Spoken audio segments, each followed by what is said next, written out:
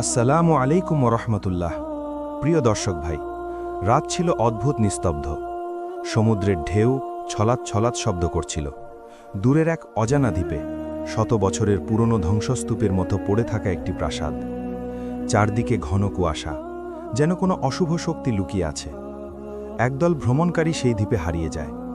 তারা ভেতরে ঢুকতেই অনুভব করে এই জায়গায় কিছু আছে যা মানুষ জানলে ভয় পাবে। তারা সামনে এগিয়ে দেখতে পায় লোহার শিক দিয়ে ঘেরা এক অদ্ভুত মানুষ, অতি লম্বা, বিশাল দেহ, হাত পা শিকলে বাঁধা, আর এক চোখ জ্বলছে লাল আগুনের মতো। সে গর্জে উঠে বলে, আমি দাজ্জাল, আমাকে আল্লাহর ইচ্ছায় একটি সময় আসতেই হবে। দূরে বজ্রপাত হয়, ভ্রমণকারীরা স্তব্ধ। এখান থেকেই গল্প শুরু।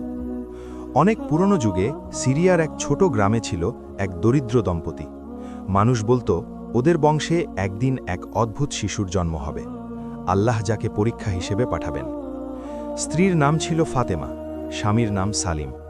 ফাতেমা স্বপ্ন দেখত, এক কৃষ্ণ অন্ধকারে এক চোখওয়ালা এক ছায়া তাকে বলছে, আমি আসছি। এক রাতে ঝড় বৃষ্টির মাঝে শিশুটি জন্ম নেয়।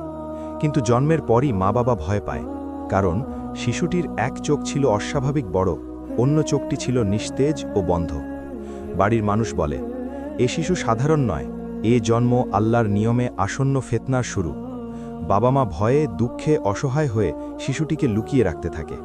কিন্তু তারা জানত না, এই শিশু ভবিষ্যতে দুনিয়ার সবচেয়ে বড় পরীক্ষার নাম হবে দাজ্জাল। বয়স যত বাড়তে থাকে সে ততই অদ্ভুত হতে থাকে। যে জলে হাত দিত তা শুকিয়ে যেত, যে গাছে স্পর্শ করত তা ঝরে পড়ত। তার মুখে হাসি ছিল, কিন্তু সেই হাসির পেছনে ছিল অন্ধকার। একদিন তার বাবা মা তাকে নিয়ে শহরে গেলে লোকেরা ভয়ে দূরে সরে যায়। কেউ বলে, এ শিশু একদিন পৃথিবীর জন্য ভয়ঙ্কর হবে। তখন থেকেই তার হৃদয়ে জন্ম নেয় রাগ, ঘৃণা, প্রতিশোধ। একদিন সে বাড়ি ছেড়ে অদৃশ্য হয়ে যায়। মানুষ বলে এক রহস্যময় দ্বীপে সে আটকা আছে, কিয়ামতের আগে মুক্তি পাবে। এই দ্বীপটাই পরে মুসলমান সাহাবারা দেখেছিল, যেখানে তাকে শিকলে বন্দি দেখা যায়।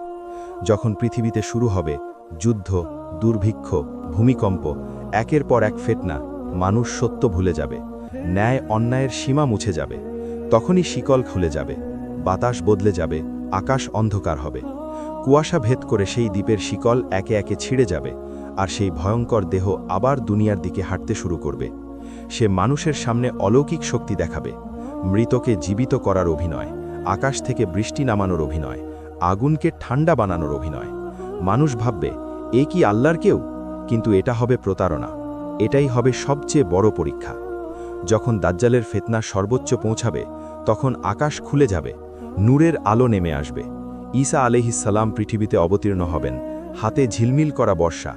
দাজ্জাল ভয় পাবে, পালাবে, কিন্তু নূরের সামনে যে অন্ধকার থাকে তার কোনো শক্তি নেই। শেষমেশ বাইতুল মাকদিসের কাছে লদ্দ শহরের ফটকে ঈসা আলাইহিসসালাম তাকে হত্যা করবেন।